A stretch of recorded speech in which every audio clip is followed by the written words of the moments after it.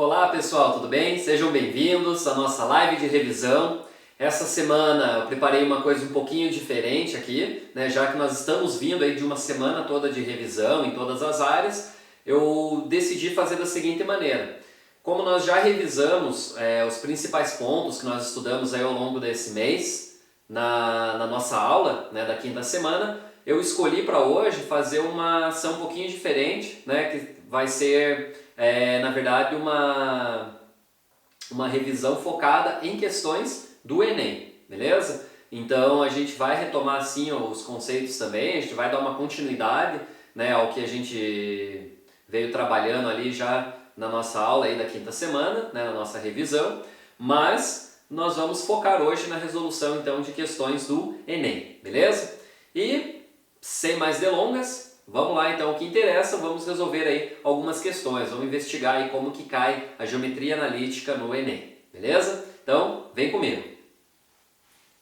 A primeira questão então, né, que a gente vai resolver, ela pode ser encontrada lá na página 25 do livro de atividades, né, do livro de atividades do volume 9, beleza? E essa questão ela diz o seguinte: a figura a seguir é a representação de uma região por meio de curvas de nível, que são curvas fechadas representando a altitude da região com relação ao nível médio dos mares.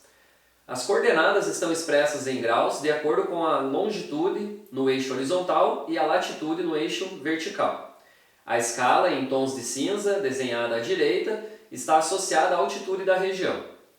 Um pequeno helicóptero usado para reconhecimento sobrevoa a região a partir do ponto X, de coordenadas 20 e 60, e o helicóptero segue o seguinte percurso: 0,8 graus para leste, 0,5 ao norte, 0,2 graus ao oeste, 0,1 ao sul, 0,4 ao norte e por fim 0,3 ao leste. E ao final, desce verticalmente até pousar no solo. De acordo com as orientações, o helicóptero pousou em um local cuja altitude é. E aí vem ali, né, então as alternativas. E olhando para as alternativas, a gente já sabe que não vai bastar determinar qual é essa região, mas a gente ainda vai ter que fazer a leitura ali daquela legenda das escalas de cinza, beleza? Mas vamos por partes. Vamos aí para a parte inicial, que é descobrir em que posição que esse helicóptero ele vai pousar, ok? Então, vamos lá. Bom, pessoal, então é o seguinte. A primeira coisa que eu vou fazer aqui é chamar a atenção de vocês para o seguinte. No eixo horizontal aqui, né, que no nosso sistema de coordenadas mais usual aí é o eixo X, nós vamos ter os deslocamentos desse helicóptero nas direções leste ou oeste, tá ok? Então por isso que eu coloquei aqui o eixo horizontal, representando o eixo X, nas direções, né, leste e oeste.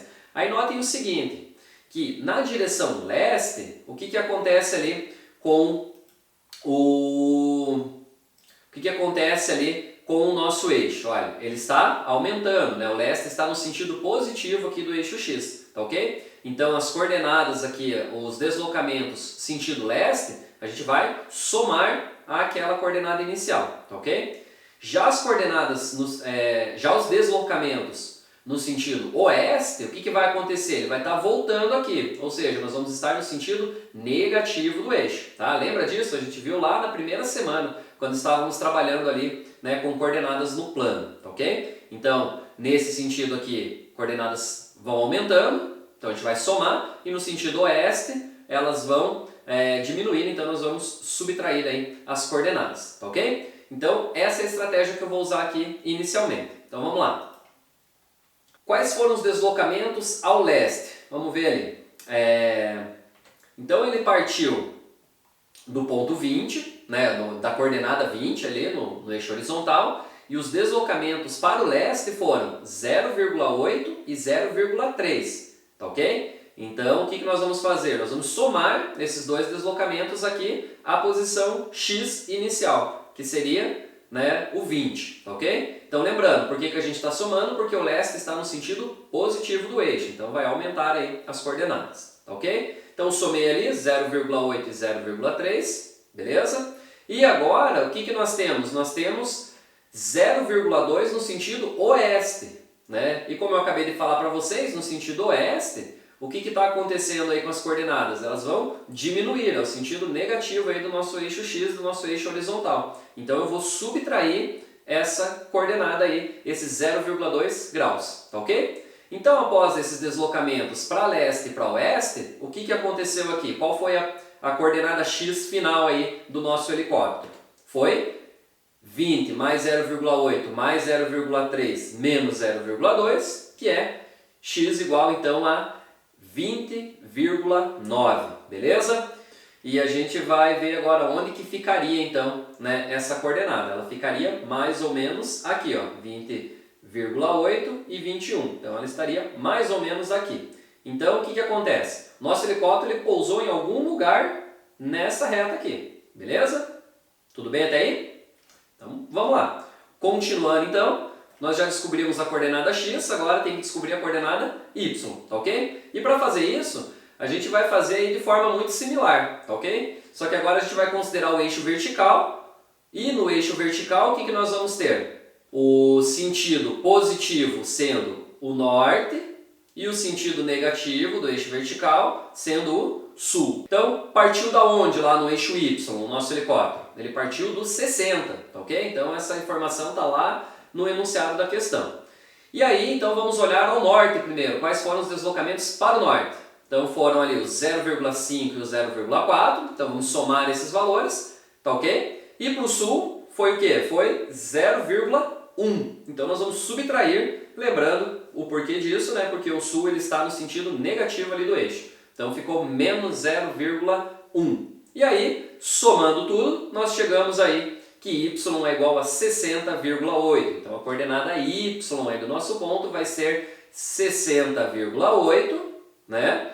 E, portanto, nós podemos representar isso aqui no gráfico, ó, até tem o 60,8 aqui, fica um pouco mais fácil, então a coordenada y a gente representa aqui e nós temos então agora o ponto, né, aproximadamente aqui, né, aonde esse helicóptero pousou, ok? Então seria nessa região mais escura aqui que ele pousou, coordenada 20,9 para o x, 60,8 para o y, ok? Bom, quase terminamos já a questão, mas como eu falei para vocês, essa questão não bastava descobrir qual é a localização, tá? Então a gente tem que fazer ainda a interpretação aí dessa legenda. Então vamos lá.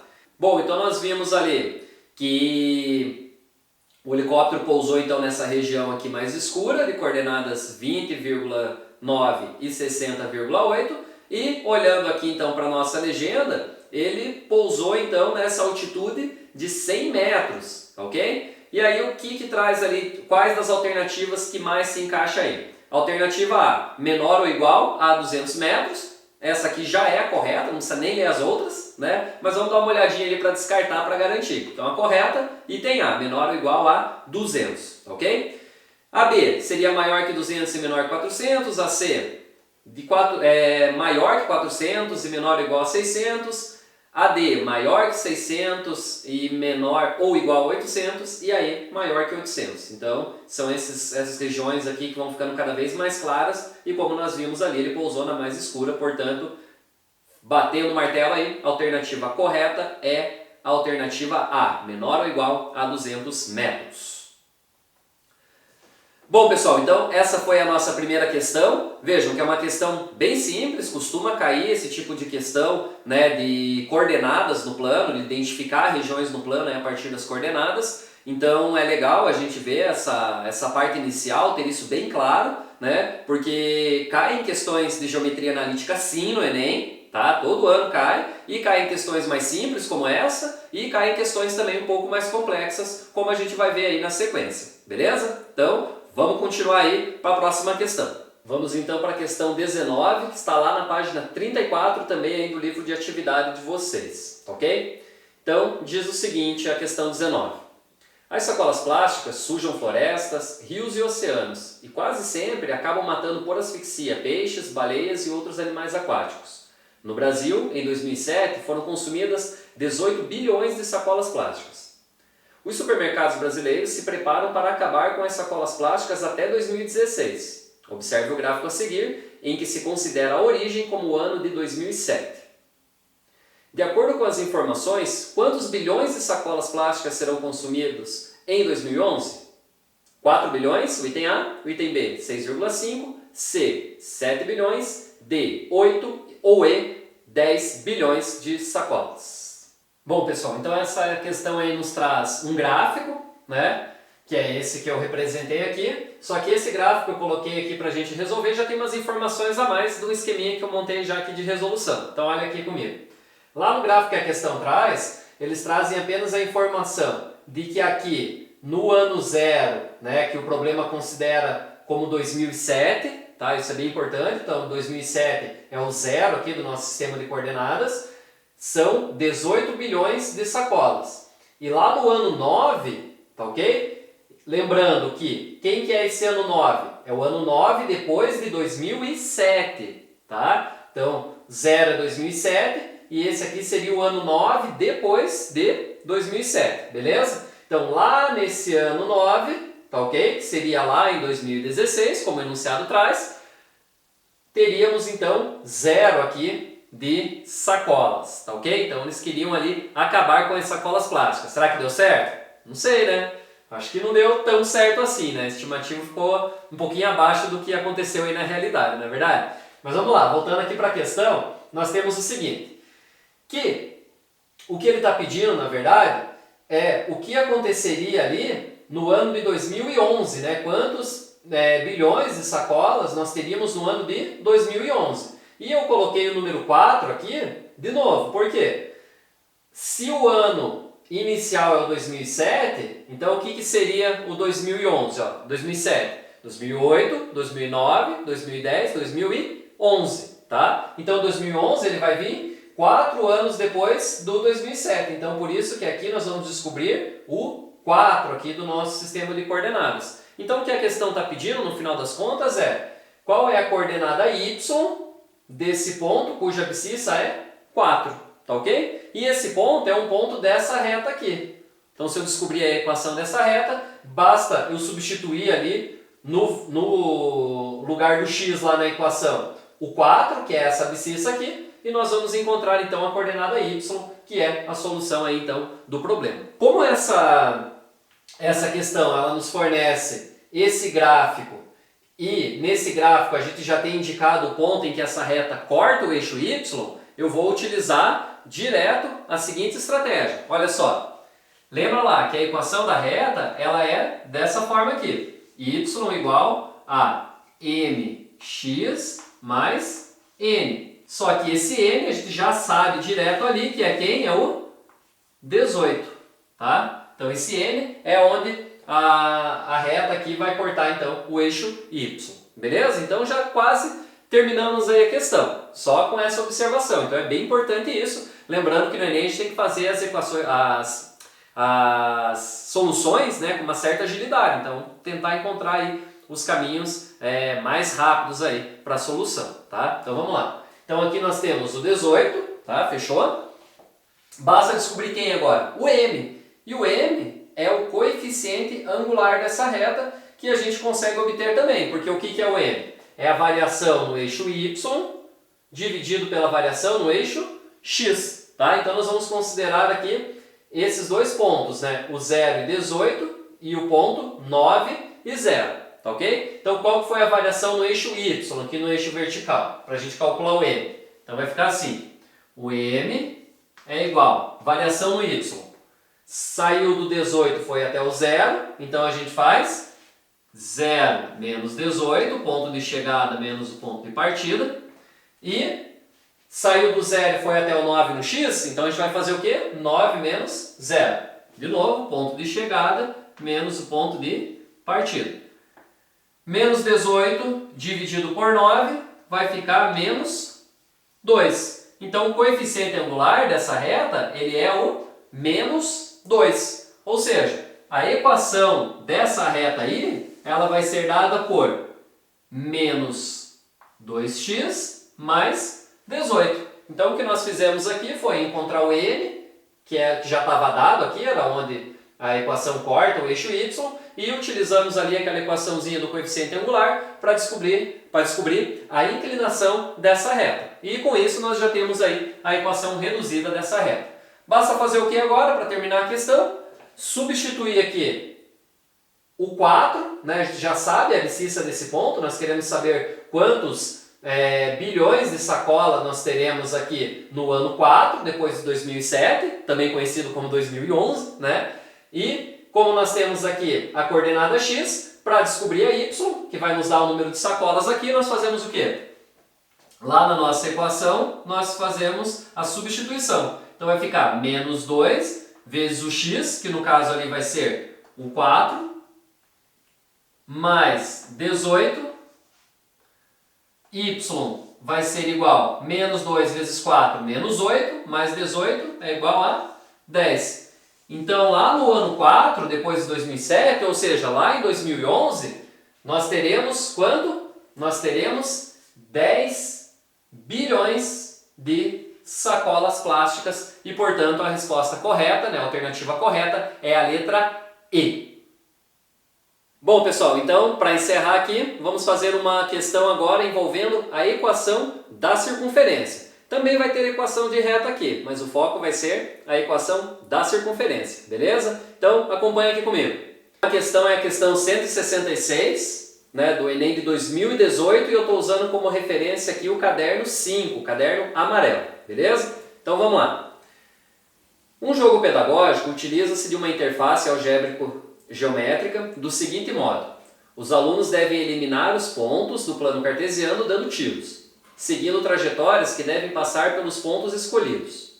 Para dar os tiros, o aluno deve escrever em uma janela do programa, a equação cartesiana de uma reta ou de uma circunferência que passa pelos pontos e pela origem do sistema de coordenadas. Se o tiro for dado por meio da equação da circunferência, cada ponto diferente da origem, né, se for atingido, vale 2 pontos. Se o tiro for dado por meio da equação de uma reta, cada ponto diferente da origem, se for atingido, vale 1 ponto. Em uma situação de jogo, ainda restam os seguintes pontos para serem eliminados: A, 0 e 4, B, 4 e 4, C, 4 e 0, D, 2 e 2 e E, 0 e 2. Passando pelo ponto A, qual equação forneceria a maior pontuação? Então, o que eu vou fazer aqui? Eu vou ir construindo cada uma dessas retas e circunferências que estão sendo dadas ali nas alternativas e a gente vai avaliando aí, né, no final, qual que é então aquela que vai nos fornecer a maior pontuação. Então vamos lá. O item A diz o seguinte, né, ele traz a equação da reta ali, x igual a 0. Qual que é a equação da reta x igual a 0? É essa aqui que eu estou representando em azul, né? Então ela passa pela origem, como o problema pedia ali, passa pelo ponto A, né? E a equação x igual a 0 é o próprio eixo y. Então por isso que eu fiz aqui sobre o eixo y, beleza? Então aqui, com essa equação da reta, nós faríamos 2 pontos, né? Está passando pelo ponto A e E e cada um vale 1 ponto, tá ok? Então vale aí 2 pontos. A equação que está no item B é a equação y igual a 0, ou seja, é a reta que contém ali o eixo x, né? Só que vejam o seguinte, lá uma das condições que eram trazidas ali é qual? Que ela tem que passar pelo ponto A. Essa reta aqui nem passa pelo ponto A, né? Então além dela marcar um ponto só, já perderia ali para o item A, ela ainda não passa ali pelo ponto que era indicado ali no enunciado do problema. Então, item B a gente já descarta direto, tá ok? Então, item B com certeza não vai ser. E agora a gente vai então para as equações da circunferência, né? Ou das circunferências ali. Então, a gente vai ter agora ali os itens C, D e E, e a gente vai analisar então cada uma das equações aí dessas circunferências. Então, vem comigo aqui. O item C, ele tem a seguinte equação da circunferência: x² mais y² igual a 16. Então, como nós vimos aí, né, durante a semana, e na nossa revisão também, aí na aula 5, quando eu tenho x² mais y² apenas aqui, é como se fosse x menos 0 elevado ao quadrado mais y menos 0 elevado ao quadrado. Ou seja, o centro dessa circunferência vai estar na origem aqui do sistema de coordenadas, tá ok? Então é o ponto 0 e 0. Esse seria o centro aí da circunferência, beleza? E o raio dessa circunferência seria qual? a raiz quadrada desse valor que está sozinho aqui, ou seja, a raiz quadrada de 16, que é o 4, beleza? Então a circunferência que o item C traz ali é essa. Então, se o centro dela está no 0 e 0 e o raio é 4, então ela vai passar aqui pelo ponto A, ó, o raio 4, 1, 2, 3, 4, e vai passar pelo ponto C também. E aí ela vai fazendo essa curva aqui. Então você podia fazer só um esboço aí, mas fazendo essa interpretação a partir do centro e do raio. Como eu falei para vocês aí várias vezes, quando for tratar de equação de circunferência, a gente de forma direta ou indireta vai ter que estar procurando o raio e as coordenadas do centro dessa circunferência. Mas notem o seguinte, embora essa circunferência verde ela passe pelo ponto A e C, ela não passa pela origem. Então nós temos que descartar ela porque o enunciado dizia ali que precisa passar pelo ponto A e também pela origem. A do item D, o que acontece? Olha, x ao quadrado mais y menos 2 ao quadrado igual a 4. Então vamos lá. Se só está x ao quadrado, significa que a coordenada aqui é 0, né? A coordenada x do centro dessa circunferência. Então seria x menos 0 ao quadrado, por isso que só fica o x ao quadrado. E aqui a gente tem o y menos 2 elevado ao quadrado. Então a coordenada y do centro aqui é o 2, beleza? Então o centro dessa circunferência é 0 para o x, 2 para o y, tá ok? Então 0 para o x e 2 para o y, então tá aqui, ó, é o ponto E que vai ser aí o centro dessa circunferência. E o raio dela é quanto? Vai ser a raiz quadrada desse valor que está sozinho aqui, sempre assim. Então a raiz quadrada do 4 é 2. Ou seja, essa circunferência vai ter o centro aqui e ela vai passar aqui pelo ponto A, ó, o raio 2, então ela passa por aqui, ela vai vir aqui, né, na curvinha, passa aqui pelo ponto D, certo? E vai passar aqui pela origem também, tá ok? Então aqui é o ponto, essa aqui é a circunferência aí, dada pela equação do item D, tá ok? Então, representando ela aqui, ela passaria aí pelo ponto A e pelo ponto D, tá ok? Bom, e para terminar, a última circunferência então, x menos 2 ao quadrado mais y menos 2 ao quadrado é igual a 8, tá ok? E aí, como que fica? Coordenadas do centro, 2 e 2, então o centro dela vai ser aqui 2 e 2, né? 2 para o x e 2 para o y, então o centro vai ser o ponto D. E o raio dessa circunferência vai ser a raiz quadrada do 8, né? Então, a circunferência que tem centro 2 e 2, que é o ponto D, e raio, raiz quadrada de 8, seria essa circunferência aqui, beleza? A circunferência roxinha aqui que passa pelos pontos A, B e C, tá ok? E passa também pela origem, olha que beleza aqui. Mas eu acho que vocês devem estar se perguntando, mas poxa, como que eu ia saber como construir essa circunferência sem compasso lá no dia, né? Como que eu ia fazer isso? E ainda com esse raio aí, raiz quadrada de 8. Como que eu vou saber quanto que mede raiz quadrada de 8 a partir dessa malha quadriculada, né? Como que a gente poderia fazer isso? É bem tranquilo de fazer, gente. Olha aqui um pouquinho. Vou mostrar para vocês como que eu fiz. Vamos dar uma limpada aqui. Então seria o seguinte. O raio dessa circunferência, né? Então ele partiria aqui do ponto D, que é o centro. Isso a gente identificou direto aqui da equação. Beleza? Então, direto da equação aqui, nós sabemos que o raio é 2 para o x e 2 para o y. E aí, saca só o seguinte. Qual que seria o comprimento aqui, né? Por que que eu escolhi justamente esse comprimento aqui como raio da circunferência? Olha para esse triângulo retângulo que a gente consegue formar aqui, né? Cujos catetos são esses lados verdes aqui. Quanto que mede esse lado aqui, né? Esse cateto? Mede 4 menos 2, ou seja, ele mede 2. E esse outro cateto aqui, na vertical, ele vai medir quanto? Ele vai medir também 4 menos 2, que é 2 também. E aí, pelo teorema de Pitágoras, quanto que mediria o raio aqui, que eu estou chamando de R, né? Esse segmento vermelho aqui? O raio ao quadrado, que é a hipotenusa, seria 2 ao quadrado, que é um cateto, mais 2 ao quadrado, que é o outro cateto. 4 mais 4 é 8, né? E passando aqui esse quadrado como raiz, nós ficamos com a seguinte informação, que a medida do raio é igual a raiz quadrada de 8, que é exatamente o raio dessa circunferência aqui do item E. Então a gente teria que ter esse olhar aí, né? E buscar então, a partir do Teorema de Pitágoras, aqui com o apoio dessa malha quadriculada, qual que seria o raio dessa circunferência. E olhem que como que eu tenho então como que eu tenho garantido que passa pelo ponto A, B, C e pela origem sem desenhar a circunferência aqui, sem ter um instrumento lá, né, que seria o compasso na hora da prova. Fazendo, né, essa observação aí, ó. Então, a diagonal aqui, né, do D até o B mede raiz quadrada de 8, porque esse lado aqui é 2 e esse é 2 também, e a gente viu ali pelo Teorema de Pitágoras então que aqui é raiz de 8.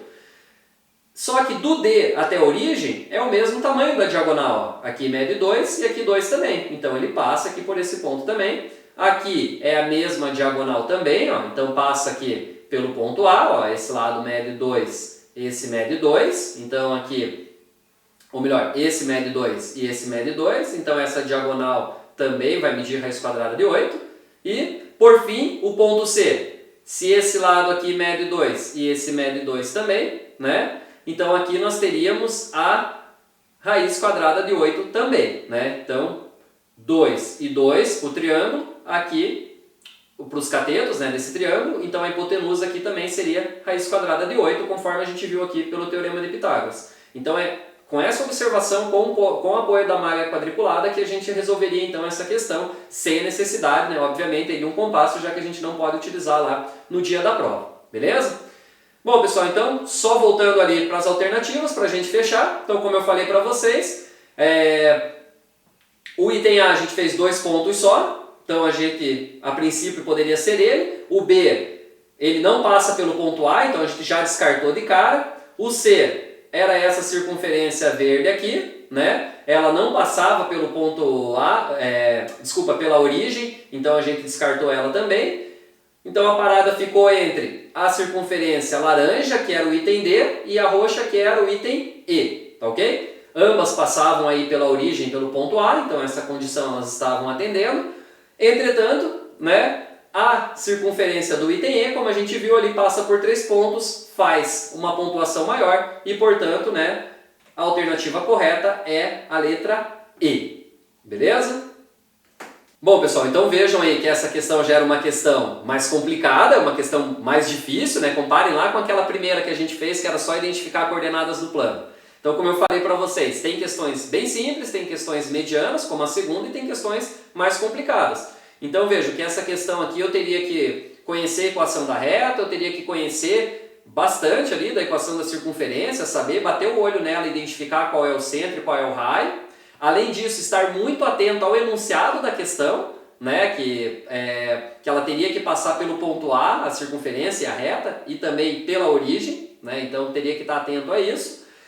E, além disso, a gente conseguir ter essa sacada ali de descobrir o raio da circunferência com o apoio da malha quadriculada e chegando ali a partir do Teorema de Pitágoras, então, na raiz quadrada de 8. Então veja que era um monte de coisa, essa questão era uma questão bem mais complexa, mas eu escolhi fazer ela aqui com vocês justamente para a gente recordar aí como que a gente identifica aí esses pontos, né? Como que a gente identifica aí o centro de uma circunferência e como que a gente identifica o raio de uma circunferência a partir da sua equação reduzida.